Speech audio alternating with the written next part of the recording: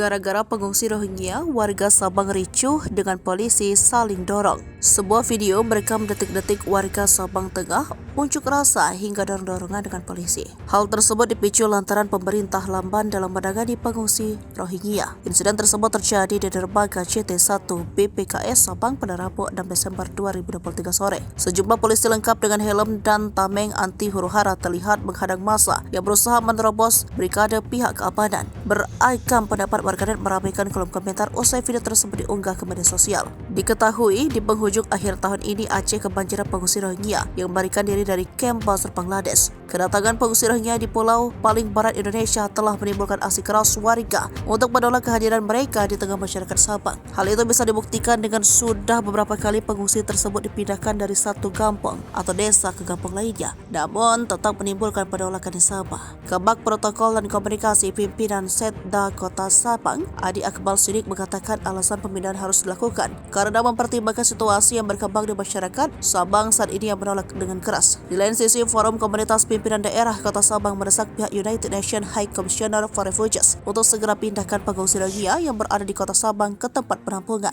Hal tersebut bertujuan untuk meminimalisir aksi unjuk rasa yang dilakukan warga Aceh.